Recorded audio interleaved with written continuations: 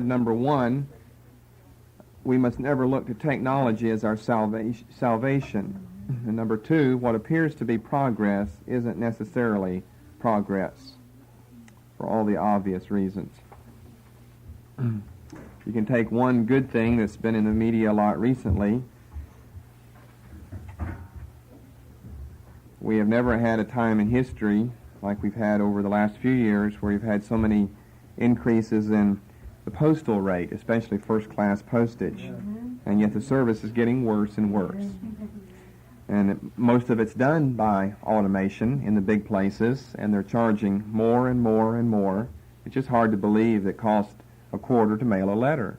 It almost eventually is going to cost less to pick up the telephone and call, and then I'll just run the postal service out of business. I don't know what they're... As I've said before, I don't have any solutions to the modern chaos of modern technology.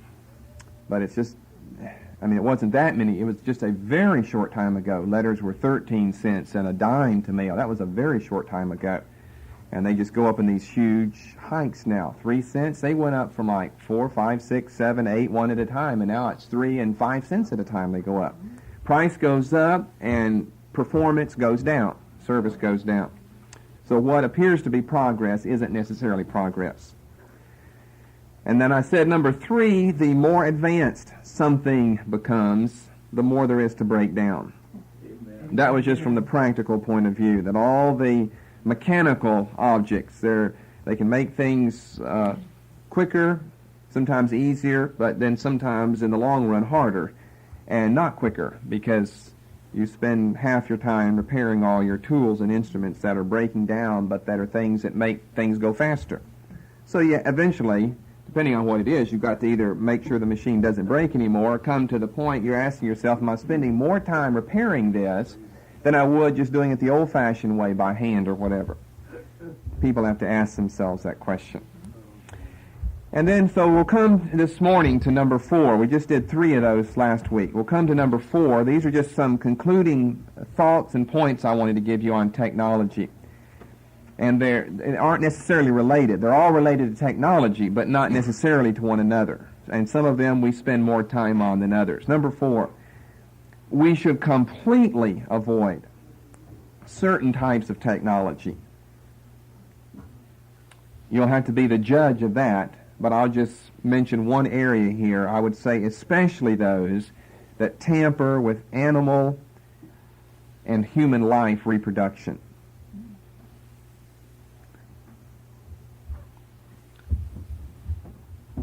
Now, between last week and this week, this has come out in one of the news magazines. Build a better mousetrap and the world plops down 59 cents a shot for your discovery. But build a better mouse? That's what scientists at Harvard Medical School did. And last week, the rodent became the first animal ever patented. You can't patent creations of life that are from the hand of God. The most that men can do is destroy, not create, which is what this mouse is all about. God can only produce something good. When man gets his hands involved, or when even evolution gets itself involved, then things always go down because you have mutations in the genes, and that's exactly what's going on here.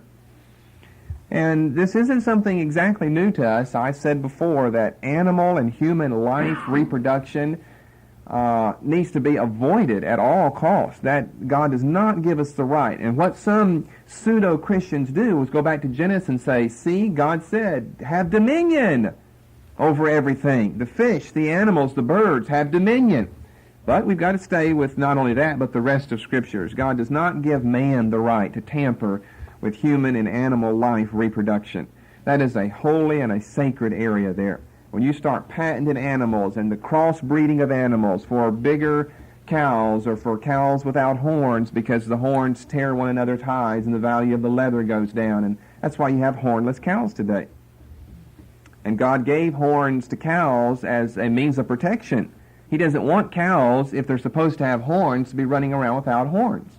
But there are whole breeds now of hornless cows because of the fact the horns tear the hide that lowers the value. The value. See, it's always the bottom line, the cash register mentality, the value of the leather from the animal. And just think of all of the crossbreedings and the manipulation of the genes of peas and beans and corn and all types of things like that that God has never given man the right to do. Let me go back to this article. The first rodent ever to be patented, the first animal to ever be patented, they took out a United States patent on this animal. Born with genes that promote cancer, it may become invaluable for studying the origins of that disease. But when the government granted the patent, it reignited the debate over whether man has the right both to create novel forms of life and to own them too. And we might say in the process of creating, destroying life as well. You can't make a better mouse. You can make a worse one than God, but not a better one. The mice produced by geneticists led by Dr. such and such look as unassuming as any other laboratory rodents. They belong to a strain created when Dr. such and such's team injected into fertilized mouse eggs hundreds of copies of a gene that causes cancer. The mice that developed from the eggs carried the gene and passed it on to half of their offspring. Thus, the technique produces a breed that spontaneously develops breast cancer. That is cruel and inhumane treatment to animals. And it is certainly a sin in the eyes of God to ever tamper with His creation that way. You can kill animals for meat, for food. You can skin them for skin. You can use their toenails and their teeth for whatever you need that for. God has said had dominion over. But when you start tampering with, you haven't just subdued the animal for your own good, that is the eating. Now you have created harm in that animal. You've created a new type of animal that will forever have cancer. Now, of course, the logic, the rationale is the end justifies the means. What we're after is a cure of cancer in humans. That's the end. And so the means, well, we don't even care what the means is. We know the end is so great and desirable. But that's a false philosophy to ever buy into or to ever try to follow. God has simply not given us that right over the animal creation. So there are certain types of technology that we don't have any choice about. As I've said before, some types of technology, obviously, Jesus and the apostles were involved in. I assume that they were living in places and worked with things and ate food and wore clothes that maybe were not the same type, maybe were not available in the 32nd century BC. So as technology increased and as new things became available, I'm sure that's what they wore or that's what they used. But there has to be a breaking off point, though. And I think there's a breaking off point in a lot of areas. And we have to use our own Christian discretion and Christian wisdom and knowledge to know when that breaking point has arrived or what that area is.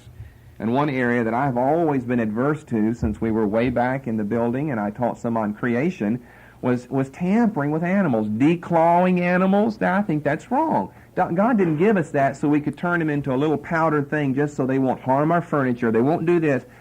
If they're going to do that and you don't like it, then you've got one choice. Don't have the animal then. I couldn't imagine declawing a cat, though. Cats love to sharpen their claws. That's part of their nature. That's part of them. I don't think God gives us that type of right over the animal creation. Now, if you want to shoot a deer and eat it, that's another matter. Some people go overboard in this and say, no killing at all, no killing at all. Well, the Bible says that we're allowed to kill animals. But for fun and game and for just pleasure or to treat them the way we want them and have cows without horns and dogs that can't bark and cats that can't claw and mice that don't squeak or run around or make your hair stand on end, He doesn't give us that right. He doesn't give us that right. We've owned cats before, and they've destroyed things before. Well, that's just a cat, though. You can throw them outside. You can not have them at all. You have your choice. Or you can hopefully train them. This is your destruction item right over here. But sometimes they're slow in catching on that. We never survived, never were successful in that area. And so the cat proceeded to destroy one chair, but I think I only paid $20 for it anyway, the chair, so I wasn't too concerned. The cat was worth more than the chair. But for a lot of people, you see, those inanimate objects are worth more than life around. A cat or a dog or, whatever it is. Parakeets or birds that sing, and you have to clean the cage. Let's make a bird that won't ever eliminate waste. I assume some people would like things like that. Or cats that don't like to get in fish tanks and things like that. Change the personality of the animal. And that's wrong. Dogs like to bark. Cats like to claw. And if you like those animals, you'll have to like those things that God gave them.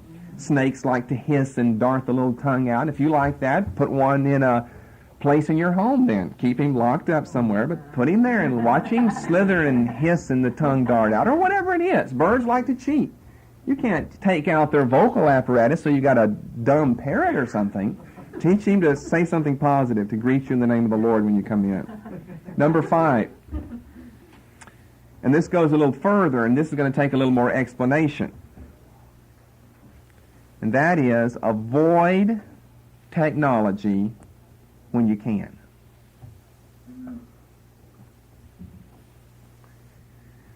Now, that's kind of a difficult one there. Avoid technology when you can. Now, I mean that in a relative sense, because you could say, well, we could avoid all technology if we wanted to. Well, that would be possible. And we've talked about those groups before, those people before who desire to just give up everything and go out into the wilderness and live.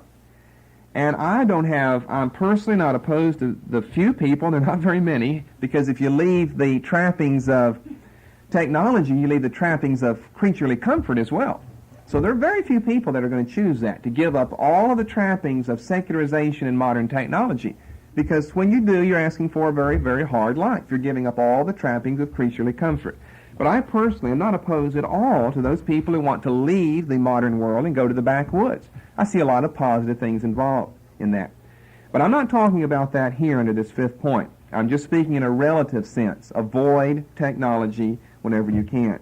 What I'm talking about here is an attitude. Don't follow the maxim of equating productivity with success, as a lot of people do. Don't feel that you have to find the fastest and the cheapest way to do everything. I realize that you all use tools at work and tools at home and tools wherever that are the result of modern technology. It's your choice whether you want to give those things up completely. I'm not advocating that right now, but that is your choice. What I am advocating is avoid technology whenever you can avoid it. You see, most people, they have the completely opposite view. If there's a new, better, cheaper, faster way to do it, do it. In other words, they're so much in favor of technology, they're looking for more technological ways to do it. I would say just the reverse. Because, listen, what secularism is brought on by secularization, and secularization is brought on by modern technology. There's no one that can overthrow the arguments and the statistics and the evidence that I've been giving you over the last few weeks for this whole issue here.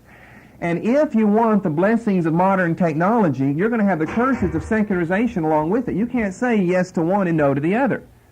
When you extend the warm hand of welcome to one, the other is going to come along. When you say, I want modern technology, I can guarantee it's inevitable that secularization creeps in somewhere.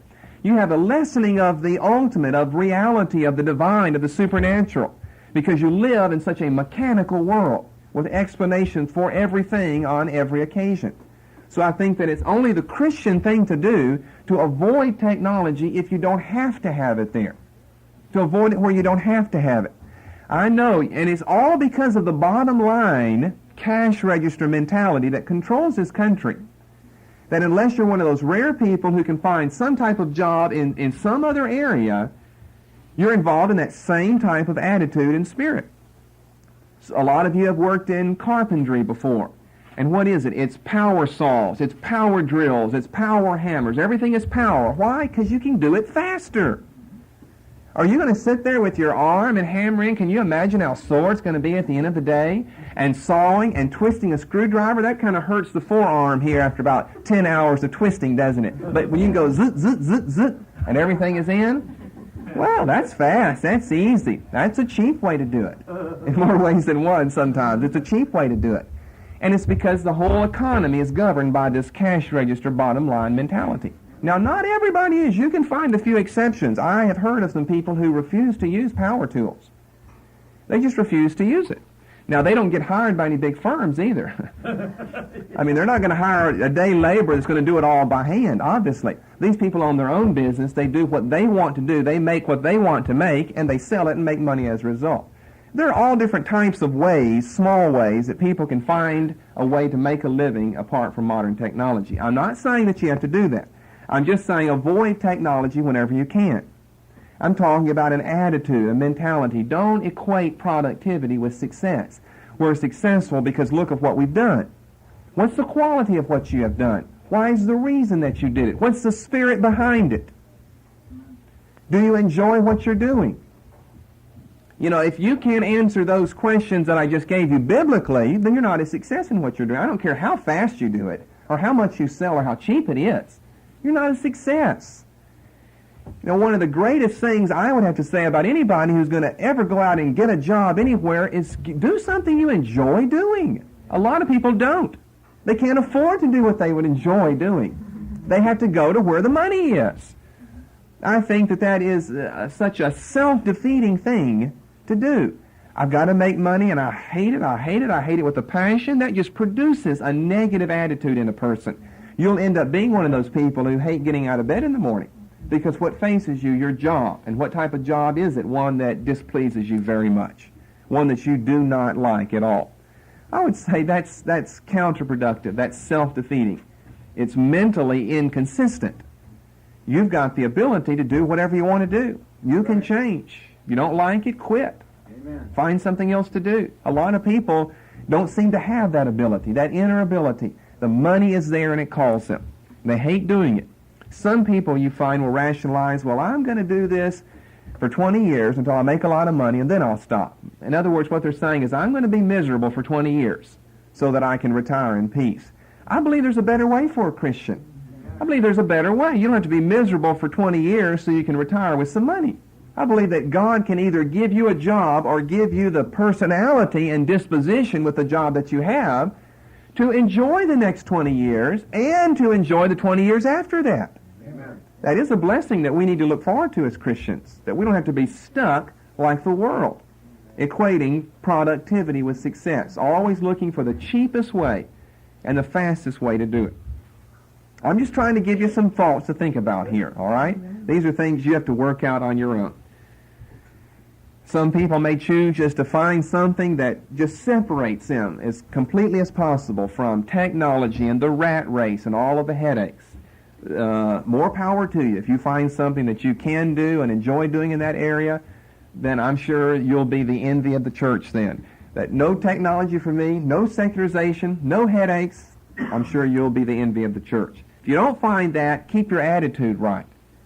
That cheapest isn't necessarily best. That fastest isn't necessarily best. That's a spirit, that is a spirit behind capitalism and the economy in this country. Cheapest and fastest are best. Not necessarily. As I asked you last time, who says so? What's your proof of that? Unless the only measure of your proof is the cash register. Well then, yes, the cheapest way and the fastest way is the best way. But who says the cash register profit is a worthwhile criterion? Who says that? Who can prove that? Prove that to me. Well, I think you could give a lot of proof that that isn't necessarily a proof of success. That there are a lot of people that make a lot of money who are not successful by their own admission. They're miserable. Their life is shatters and a wreck. And there are some people who don't make as much as they could, but who are at peace with themselves and with their world.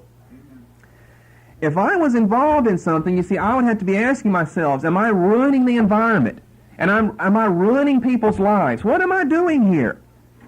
We'll get into this more when we get to the Christian view of vocation and calling. But it's not like the typical church's view, which is the same as the world. Just do anything you want to do. You know, don't be a striptease dancer, or don't be a rock singer maybe, but anything else you can do. Anything in the world you can do. Not necessarily.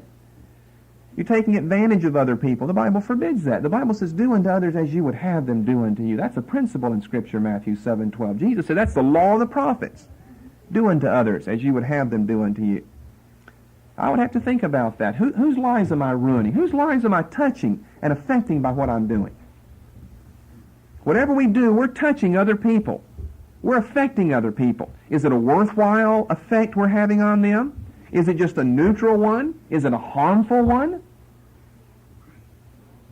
I don't think a Christian job would be being what? A professional caddy for a golf pro. That's your job. I don't think that's a worthwhile job. I don't think that contributes to life in society. I don't think that's meaningful. Just to give you one example. I don't think any of sports is meaningful for a job. Not for a job. For recreation, yes. Not a job, though. To go out and do what people have to work hard all week to get to do on the weekend. That you get to do for pay, millions and millions of dollars. Something is immoral and wrong about that. And caddies get paid a lot of money, especially if you caddy for the right people.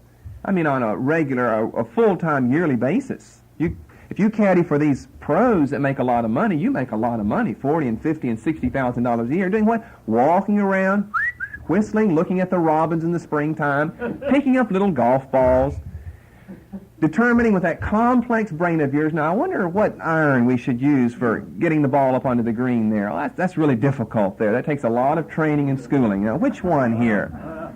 Oh, come on. You're not contributing anything to anybody. That's right. But the argument is, well, it contributes a lot to the people who come as spectators and watch. But that doesn't work. That's a perverse argument. That's a perverse argument. But all you're doing is they're picking up balls so that people can laugh and have fun around you. So we have to think about what we're doing. We have to think about the technology that we're involved in. We can either, we've only got as Christians two choices, either choose to surrender it all, and if you're going to be faithful in surrendering, electricity and whatever, then you have to go the whole way. Or you have to surrender something else. Avoid technology where you can, and especially avoid the technological mindset or attitude that a lot of people have. It's just something that you'll have to work with in your own life, that you'll have to think about in your own mind, what I do, how it contributes, harmful, not harmful, somewhere in between, the type of personal worth it has to it, pleasure you derive from it. And we should not look as the world does and ask, what is the pay? That's generally the first and the last question, what is the pay?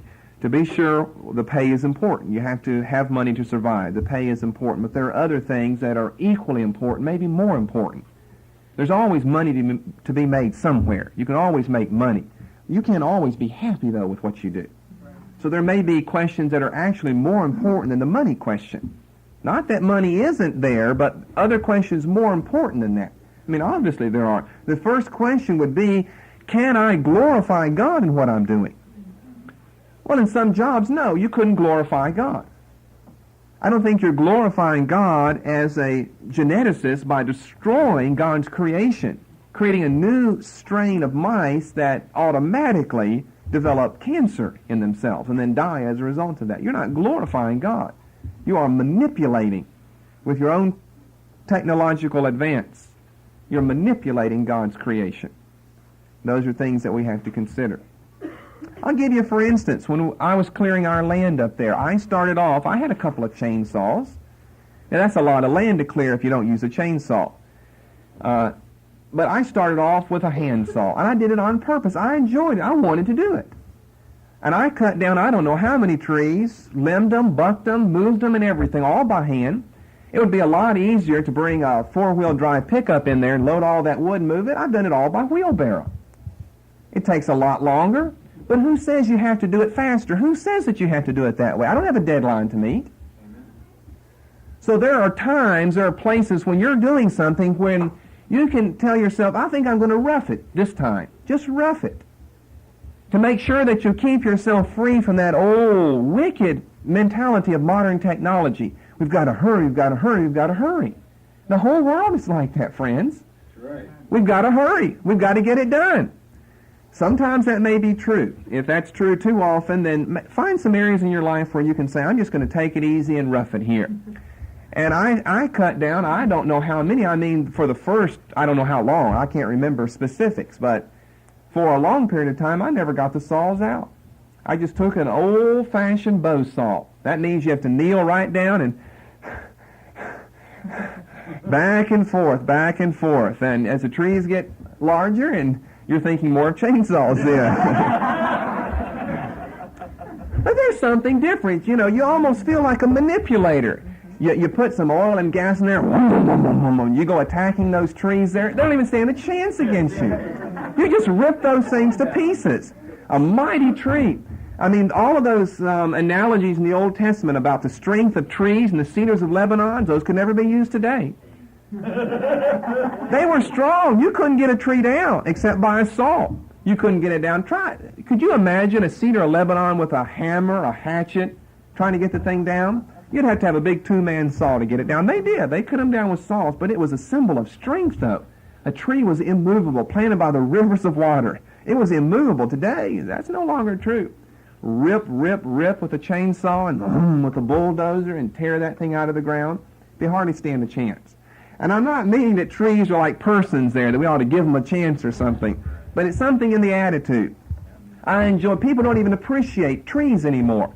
When you cut one down by hand and cut it up by hand, you appreciate the strength of a tree. That it's a tree. You know, maybe you've never been into ecology movement before or something, but that's a tree. That's not just a tool that I'm to manipulate and not to think of the fact this has an origin. I couldn't create one. I couldn't create a single pine cone or pine needle. It's all from the hand of God. This tree came by a seed. It's worth meditating on. And the Scripture uses that a lot. The metaphor of trees and the strength that is implied. Sometimes depending on what type of tree, like if it's a date palm tree, the straightness of the tree. So tall and so straight. The Old Testament's full of those references that would have very, very little meaning to us today. So I look for things like that. How can I do it? If I've got some time, I'm not meeting a deadline, how can I do it in the old-fashioned way? Maybe take a little extra time and become one with nature, maybe as the ecologists would say, or the pantheists would say. I'm not after that, but I plain enjoy it. I just plain enjoy cutting a tree down with a saw, a hand saw, and cutting it up, bunking it with a saw. That's just a lot of fun. There seems to be no challenge with a chainsaw, and there really isn't. Unless you're dealing with huge trees or trees that are leaning the wrong direction, you want them to fall the other way, then it is a challenge. But all you got to have are a few wedges and some ropes, and that tree's no champion over you at all. It's no match. You'll overthrow it. So I would say think about that. Now, well, I'll just go on. Number 6. I think people in most churches probably wouldn't even know what we're talking about this morning. Yeah. It just wouldn't make any sense to them at all. But we've got an old-fashioned, closely knit group here, and I hope you'll take these things to heart and think about them. And just remember that I'm not unaware, I'm not ignorant of the fact that you have to make money and the way the world operates. I'm the one that's coming with all these teachings on just the way the world does operate. I'm aware of that. But don't be like the typical Christian, just one who just surrenders completely and gives up without any thought of, can I do anything differently? Or can I at least think differently about what I'm doing? Can I put some thought into it or derive some pleasure or something instead of just being a robot and attacking with all types of mechanical tools and ripping boards and ripping trees and tearing this and tearing that? It's like man has a desire to be destructive with all of his power tools and power things that he has. Just destructive. And it gives man that feel. When you ride on a tractor or a bulldozer, you hold power tools, you know that nothing can stand before you. Not before electricity and power tools or gasoline and power tools. And as a result, my argument would be people don't appreciate nature and just appreciate living like they did in the olden days. You don't take time, you don't have the time to study trees or to look at rocks or to look at flowers or to think about dirt or anything whenever you've got power tools. And I'm not just talking about in that area, I'm talking about in the home as well. If one place is filled with power items, it's the home. Everything is power.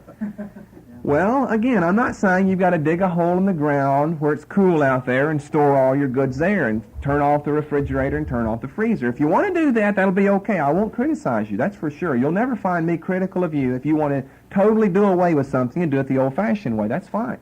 And you know what? What we often hear is this argument that, well, it was so hard in the olden days. You know what? I've got in my files, any number of reports of the fact that housewives are much worse off today than they've ever been before. And that's the irony of it all. And they can hardly even explain it. Why is it we have all of these things to help us do our duties, but we don't have any extra time, though? It's almost like we've got more duties. I mean, they used to have to go down to the creek and wash their clothes out and beat them on rocks and hang them out on limbs to dry. And you throw it in the washing machine and dryer. But do you have any more time? Sometimes you don't. Than the people a long time ago. It's kind of a mystery that a lot of people try to get into and figure out. How is it? How can it be that we don't have the time? Maybe your argument is, I want to make more time for myself with some of these conveniences so I'll have more time for spiritual matters. Well, that's a great argument. If that's your purpose behind it, fine. If you've got time to throw the clothes in the washing machine so you can have some extra time to sit and study the Word, that's fine. See, I'm not saying give up everything and try to be as crude and as much of a martyr as possible, but it should be in the attitude. And a lot of times the modern conveniences, they don't work as well as we would like them to work. And the more complex and the more advanced they become, the more there is to break down. What can break down in a spring, in a creek? Rocks and trees. It'll never run dry. You'll never be without rocks or limbs to hang your clothes on. Nothing can break down, you see, in God's world. But man's world is an entirely different situation. It's a very, very artificial world. And again, I realize that some of that has to be. Man has to advance. Man's not going to just stay like he was in the 1st century A.D. or the 28th century B.C. And we looked at those scriptures earlier that God has given man a very complex ability to think and to organize and to rationalize and to invent and to develop. And he doesn't mean for us not to use those and just be dumb like a rock and not try to think of a better way to do it. He doesn't mean for us to be that way, but there has to be a limit. So enough on that. I would say then number 6. Another statement I would like to give is that technology is similar to number 1. But technology cannot solve all the world's problems. Technology cannot solve all the world's problems. A lot of people think that it can if we can just think of a different way to do it. But as soon as you solve one problem, your technology has generated 2 more. Inherently, it produces problems itself. Because of waste, because of pollution or something, it produces its own set of problems. I think I've given you this little statistic before that one of the with the invention of disposable diapers, and that's just wonderful, disposable diapers. Disposable! But they're having serious problems in some of the nation's larger city landfills with diapers because of the not millions, the billions of diapers that are simply overflowing in the landfill. And there's one landfill in particular in Portland, Oregon. I mean, in Portland, Oregon, a huge city there that has been completely overrun with one item, disposable diapers. And as a result, they're having very serious problems. They're having to close it down and try to find some other way to deal with it. And so what they were advising in the article I read is that Portland stores not selling disposable diapers and that mothers in Portland not use them at least for a period of time. Because can you imagine, you know how much one family can generate with disposable diapers. Think a whole city of them in the landfill.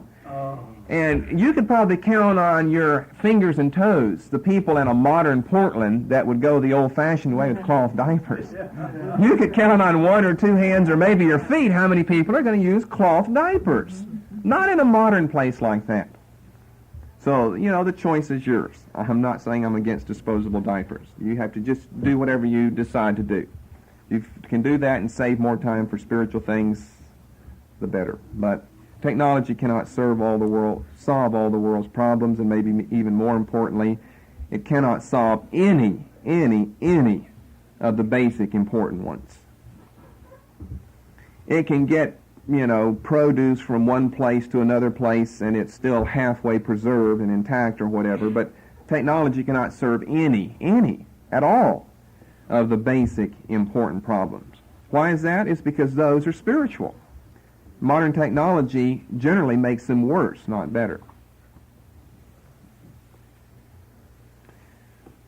See, modern technology, just to give you a little more on the illustration that I just used, getting produce to a place, modern technology now has enabled us with refrigeration and mass transit to move produce from great distances in order to get them to the people that need them. But the problem is, by the time it gets there, it's either no good or they picked it so early that it has no nutritional value to it at all. And so it's interesting how we can have these things, quote, solved, unquote. But have you ever eaten a tomato? A tomato bought at the grocery store? We just don't buy them. I don't think we ever have. They're so horrible tasting. I've never gotten a tomato, not a tomato at the grocery store. They picked the thing when it was green and shipped it here from California, and it's just funny tasting.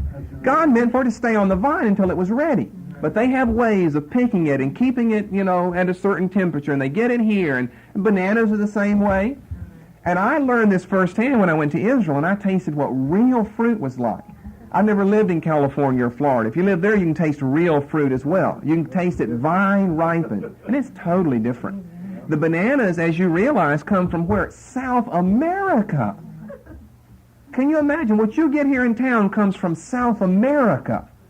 They pick it when it's lime green. I mean lime green. They have to. You know how quickly it goes down once it's yellow? You hold it a few days and it's no good. They have to pick it lime green. Has no nutritional value to it. That's a problem with it.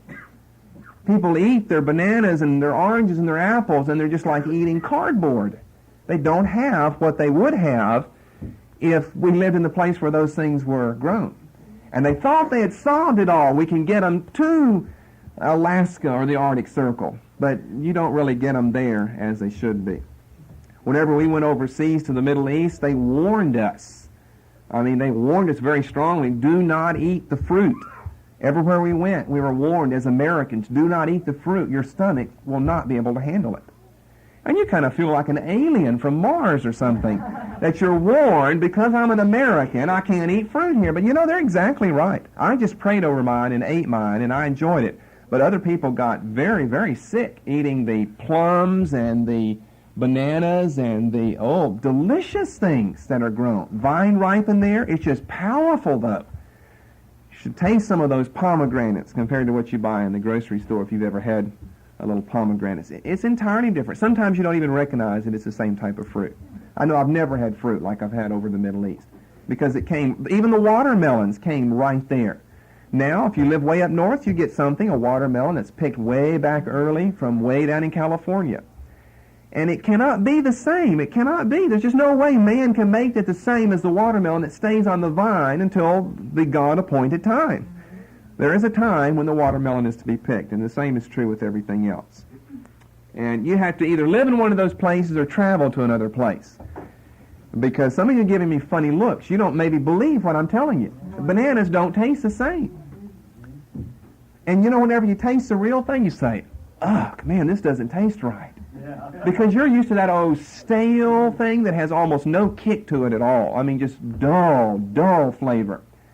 And whenever you eat something that's real, it has a real flavor, it's come to fruition, it's come to completeness, it tastes entirely different. And it has something that'll do something for you inside, not cardboard.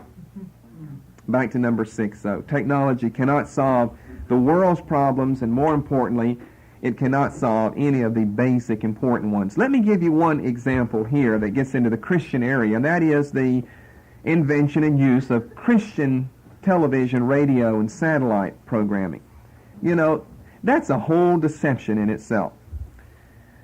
The use by Christians of modern technology in the area of communication has not furthered the kingdom of God 1 centimeter. Because it brings with it its own mentality of a slick, produced for television type thinking pattern. And somehow the old message of the cross is robbed. I don't go for sitting before a television set and whenever you've been to a recording, you know all the background and what goes in between and how that they have their little cards up and they're reading their cards and they're reading this, and you see that it's all just fake. It's all play. It all has to be manipulated to get into a 30-minute time slot or whatever. It's not real or genuine. You can't experience any anointings of God or any originality or creativity there. It all has to be programmed for a 30-minute, 60-minute, whatever time slot. And it has to be done, at split-second intervals. Everything has to be choreographed just together. And along with that, I think what happens is any type of true message of Christianity is simply robbed in the process. I couldn't appreciate the biblical gospel message, listening to it on Christian television or Christian radio or Christian satellite. And the more uppity up that becomes, I think the worse off it would be from a Christian perspective. Number 7, technology has a way of stripping man of his personhood. Technology has a way of stripping man of his personhood. It produces skepticism, disenchantment, and loneliness. It destroys personal worth, dignity, individuality, and creativity. And it robs man of motivation and work fulfillment, and results in the chaos of anonymity. I'll say that again, although it's probably too long for you to get down. I said that technology strips man of his personhood, and here's what I mean by that. It produces skepticism, disenchantment, and loneliness. It destroys personal worth, dignity, individuality, and creativity. It robs man of motivation and work fulfillment, which we've already talked about this morning earlier. It robs man of motivation. I mean, because the only motivation is to get paid, and so you're motivated to get paid, but you're not motivated to do your work and to do it well, because there's just no motivation in that area. Whether it's done well or not is not the issue. That it is done is the issue. That it gets done is the issue, so that we can get paid and leave this place. But it robs man of motivation and work fulfillment. I don't think that you can feel fulfilled when you haven't had a hand in it somehow. When it's just machine, machine, machine, how can you derive fulfillment? You see, this is what's producing some of the mental problems of workers here in America. Modern technology. There's no way, unless you're really a perverted thinker, you could ever derive personal fulfillment from the work that you've done. When you've done nothing but been the person that pushed buttons or pulled triggers that did everything for you, you not only are using a robot, you're a robot yourself. You don't have fulfillment in what you're doing. You can't walk away from there knowing that you did it, not anything or anyone else. You did it. You did it yourself. You did it with your own mind, with your own hands. You did it. You walk away from there feeling fulfilled. That is lacking in America today. That may be lacking in your life. When you can walk away from something saying, I am fulfilled with what I did. That was enjoyable. When you can say, I accomplished something. We don't have, dear friends, to get into theology to get into some deeper areas. This can be a deeper area for a lot of people because it concerns what you do most of the years of your life. Church isn't the only important thing you see in our lives. What we do out there the other 6 days of the week is important as well. Or it should be important to us. It's important to me. It should be important to you. We shouldn't want to be robbed of motivation and work fulfillment. I'll just give you another example, like working at McDonald's. And don't laugh, because I don't want to treat this lightly, but working at McDonald's, how can you feel fulfilled at the end of the day? Just serving up old greasy food. I know people have to eat, I realize that, but somehow, to me, I would think there'd be something lacking there. I wouldn't enjoy that. Or being the manager, or being the owner, or whatever. There's just something fake and false with all the plastic and with all the Mac this and Mac that and Mac the other. Mac has just become almost a synonym now for cheapness and fastness and greasiness. In the church, we almost have Mac truth today. I thought one time of entitling a message. I've got it somewhere in my files. I've been working on it, but it was a long time ago. I was going to entitle it Mac Truth. Mac Truth, an old substitute, reduced, truncated form of biblical truth, which corresponds with McDonald's everything. Mac chicken nuggets and Mac this. I just don't trust the old stuff, Mac chicken nuggets. What do you mean by chicken nuggets? Is this really a chicken? Or is it a hybrid monster or something that someone has made that grows bigger and fatter, 800-pound chicken that you can get more nuggets off of? You just have to think, what's going on here? You can't smell. You go in there and you don't smell anything but grease and just falseness. It's not like a meal that's being cooked where you can smell the aroma of something boiling or something stewing or, something going on. It's just you smell, just grease and plastic and stainless steel, and that's all you smell when you go in places like that. So I would think, and I've eaten in them on occasions, but I would think to work there as my full-time job, not that it would be a sin, but somehow I would be robbed of something as a human being. I wouldn't be contributing to society. I wouldn't feel fulfilled or motivated to work. For the continuation of